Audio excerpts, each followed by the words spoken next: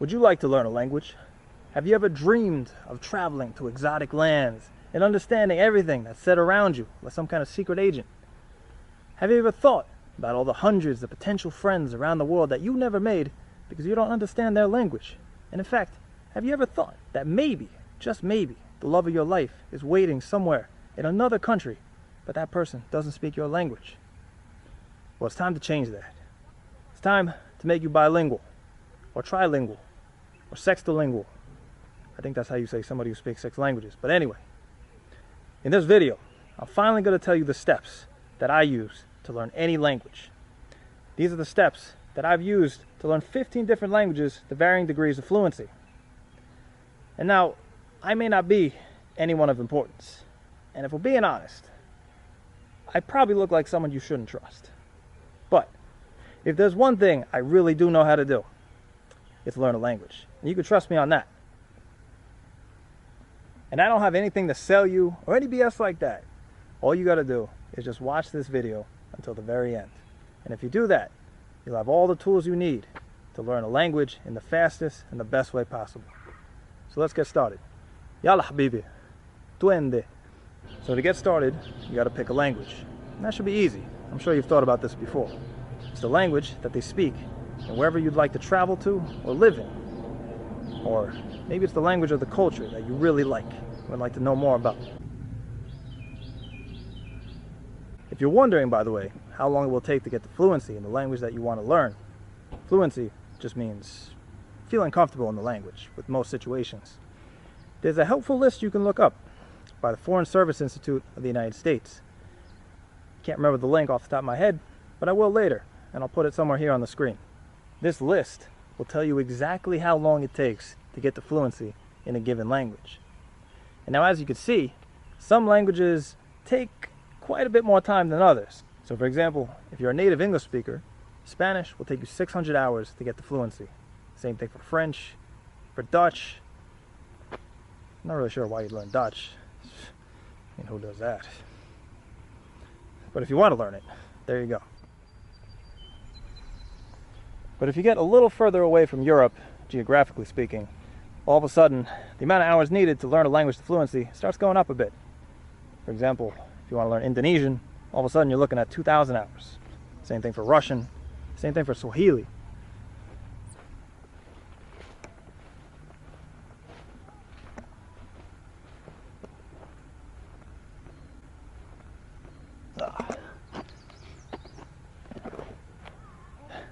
And then for certain languages, like Chinese, Japanese, Korean, and Arabic, those 4 languages have something that kind of steps up the difficulty level. Just something specific about each one. And so you get 3,000 hours. 3,000 hours to get to fluency. You might hear that, and I feel like you might get discouraged. But don't worry. Most of that time, most of those hours, is going to be spent on talking to people. And trust me, that's a lot of fun. Tell me that I already completed the course, but I just walked in here. Sands Point. Gotta fix your signage. Alright, so you've picked out your language and you're ready to get started. So what would I do if I was just starting off, learning a brand new language? Let me tell you. So I have good news. We're living in the golden age of language learning. Seriously. All the best language programs are basically free to use. Literally free to use, most of the time. I mean, you can probably pay a little extra and get some extra services or stuff like that. But if you want to learn a language, money is no longer a barrier to getting started. And if you go back just 20 years ago, the situation was very different. It used to be a lot harder, a lot more confusing, and especially a lot more expensive to learn a language. So congratulations, you got it good. So starting off, the most important thing to do is learn the key vocabulary. We're talking something like 200 to 500 words. And you also want to learn the key grammar points. You don't have to go crazy with the grammar, but you need to learn enough so that you can understand how the language works. You can understand what people are saying to you.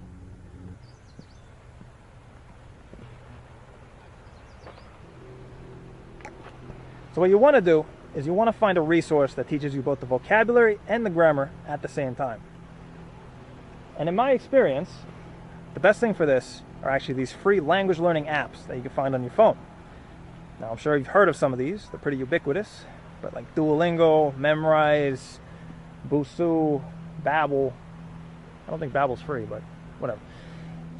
You can use these, and they're very helpful. And the thing that makes them so good is that they're gamified, right? They've been turned into a game.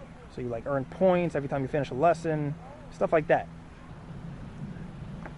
When you're learning a language on your own, it's a little bit harder to stay focused, right? We don't have a teacher yelling at us to hand in our homework. Yeah.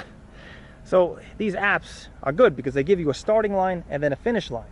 And you know, if you get to that finishing line, you won't be fluent in the language yet, but you will know the basic vocabulary and grammar. And that's really all the foundation that you need to keep going. Oh, look at the bunny. Look at the bunny. Look at the bunny.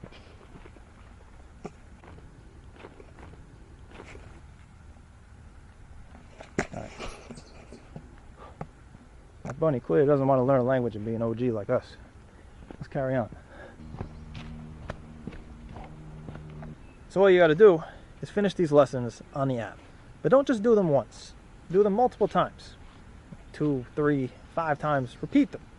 Because the more you repeat the lessons, the more you repeat learning a word or a grammar point, the more it sticks in your head. The more the neurons start firing, the synapses strengthen, all that fancy stuff. For some extra help though, with remembering words and sentences, what I'd recommend, and what I actually do, is I take notes. I note down words, I note down sentences, and you can actually just do this in like the notes function of your phone. Every single cell phone has one. You just write the foreign word, and then write the translation either below it or somewhere else in the same file. And what you can do is you can just give yourself pop quizzes every once in a while. Or just use it for review. Or if you've forgotten a word and you need it on the spot and you don't have Wi-Fi or something like that, you can just go into your notes. If you have to, use the search function, and then boom, you got it.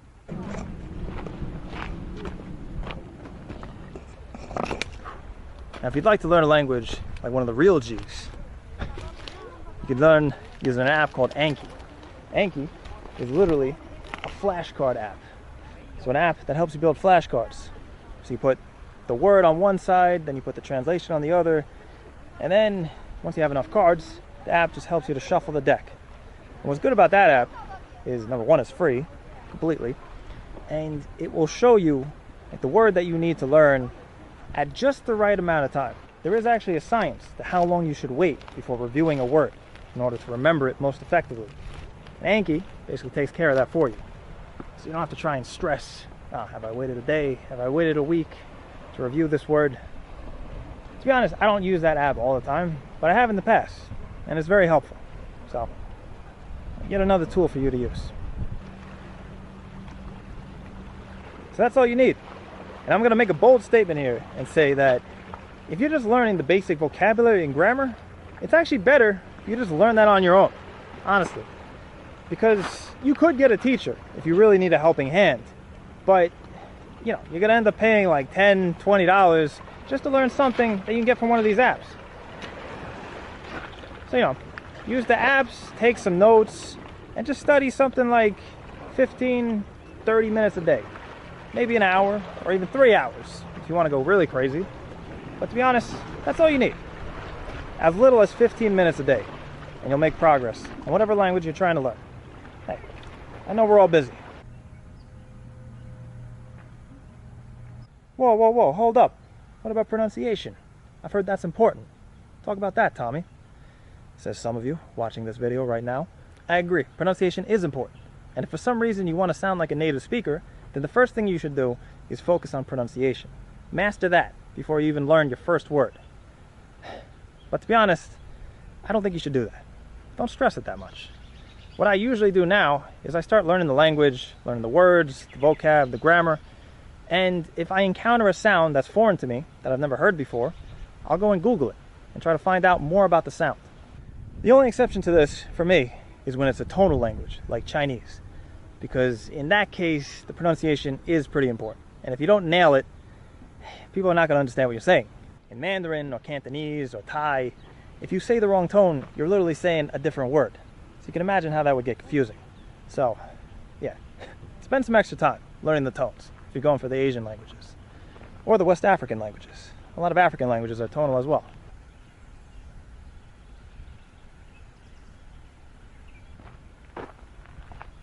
Alright, so you finished the basic course in the language and you're feeling comfortable with the grammar and the basic vocab. So what do you do now? Well, at least for me, this is where the fun part begins. This is where we get step 3. It's time to talk to people, real people. So the only problem is, real people, real human beings, tend to be kind of busy.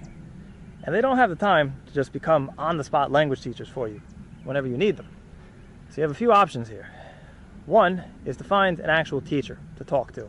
And in this case, I would actually say getting a teacher is the best choice, if you can. If you can afford it, a teacher can, number one, help you fix all your mistakes, and will gladly do it.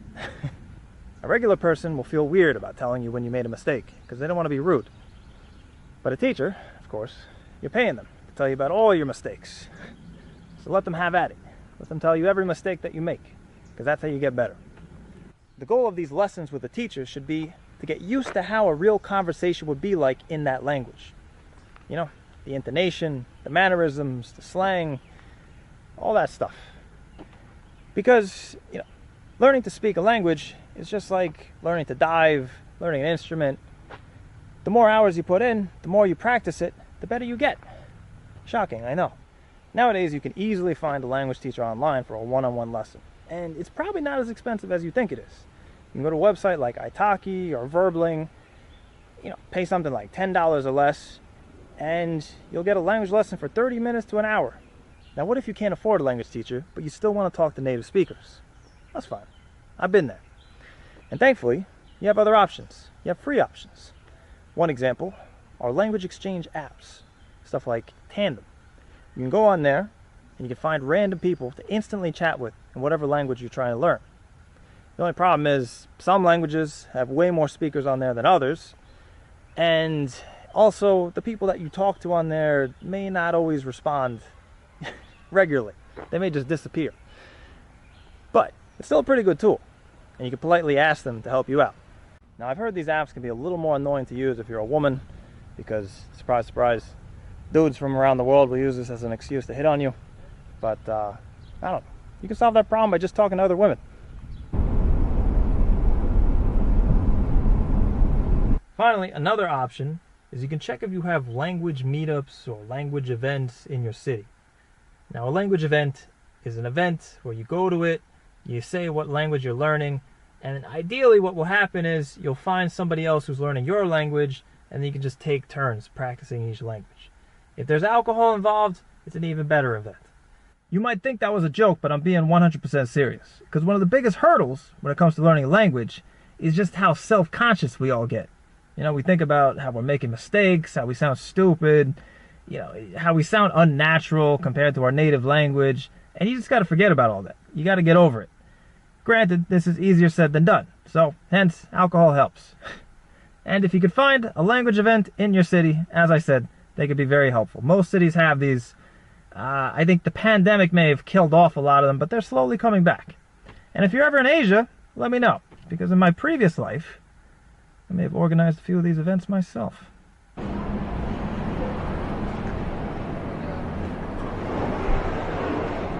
Alright, fourth and final step is immersion. Let's go to the place that speaks your language and immerse yourself. That's what I'm off to do right now.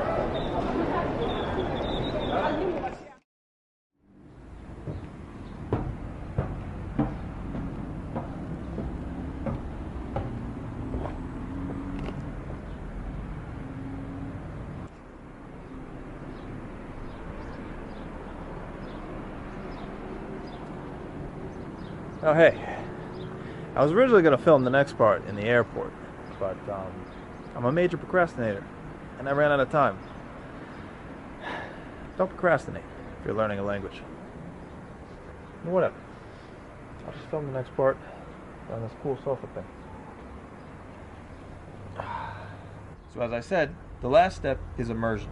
And what I mean by immersion is going to a country where they speak the language that you're learning, and staying there for a week, several weeks, a month, or even longer in order to learn it.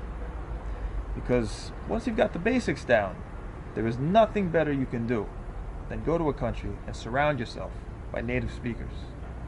Teachers, language exchange partners, and language events, these are all very good in of themselves, but they still can't compare to actually being in the country, because it's a whole different experience entirely. When you're in the country, you're just surrounded by people that are giving you on-the-spot interactions. You don't even have time to think. You start speaking, and you have to adapt. You start settling into a new kind of routine. And this is how you really train your brain to speak the language. But of course, once you get to the country, you got to make the effort yourself to speak the language. Don't fall back on English. Don't fall back into gesticulation to communicate with people. You got to try and speak the language to everybody. Don't be shy about it. And don't worry about making mistakes. You're going to make mistakes. I 100% guarantee it. I make so many mistakes. But that's how you learn, because you get corrected, or at least you pay attention and learn when you're making a mistake. You can pay attention to the way people are buying things, the way they greet each other, and you can copy what they're saying, because that's probably the natural, common way of doing it. Another really useful thing you could do is learn how to say, how do I say this in that language? So for example, in Spanish, that would be como se dice. In Chinese, it would be 这个怎么说.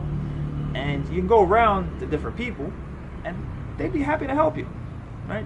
Just say, how do I say this, right? ¿Cómo se dice esto? And they tell you, that's a mesa, or juozi, or whatever. It's as simple as that, really. And something very important to keep in mind is, don't try to sound perfect. Don't try to sound the way you do in your native language. It's going to be way too difficult to do that. Instead, what you should do is just try to simplify what you're trying to say. You realize that's a lot easier than you think it is. As long as you can express yourself and be understood, that's all that matters. You can worry about being the comedian that you are in your native language later. And that is basically all I do. That's all it is.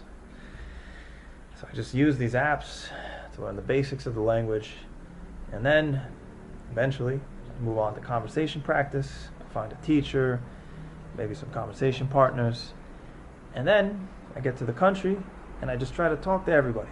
I just keep using the language. I try to avoid English if I can. Ultimately, it's up to you to what level you want to learn the language. So for example, maybe you're just planning a short stay in the country where they speak the language that you're learning, or maybe you just need the language to do business. If that's the case, you don't have to go that far, right? You could take it to more like an intermediate fluency and you're good.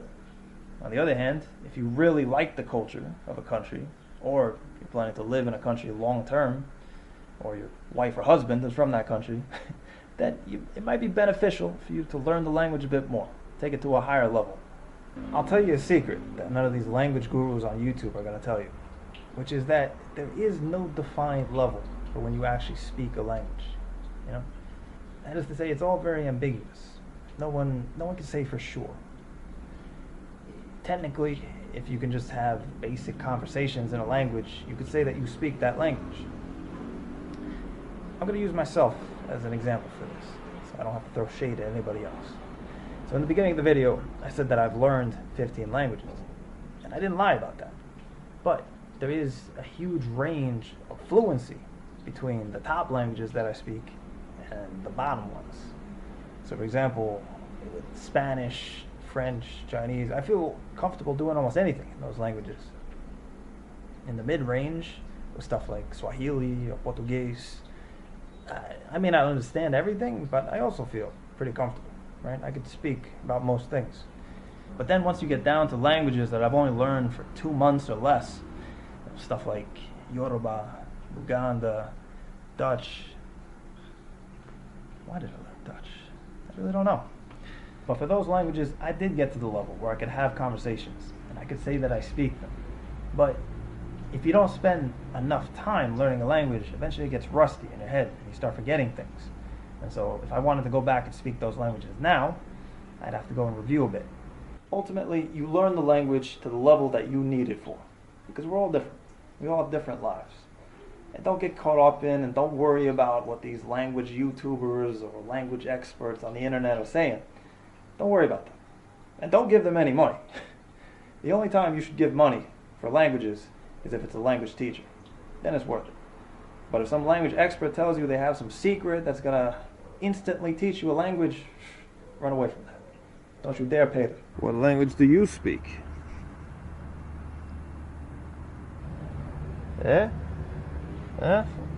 Fala português? Não fala. And that's it. I hope these tips have been helpful for you. And I promise, if you follow them, you'll learn a language. Now, I mean, it won't happen in a day, and it probably won't happen in a week either. But if you're persistent and you build up a routine, you'll get there. Honestly, in my life, nothing has brought me as much joy as learning languages. And I hope with this video, I can share some of that joy with you. Because on a deeper level, as humans, it's good if we're learning something new, right? When you're learning something new, or you're learning a new skill or a new language, it gives you something to work towards. It gives you a sense of accomplishment when you make progress, and it gives you an extra reason to wake up in the morning. And that's why I've learned all these different languages. I know to some people that might seem absolutely crazy what I've done. But I've found, in my life at least, learning all these languages gives me a kind of structure to an otherwise chaotic life. And for me, it's fun. There's nothing more fun for me in the world. So, each language is a new adventure. So that's it, my friends. Suerte, bon merde, and I'll see you somewhere out there on the road.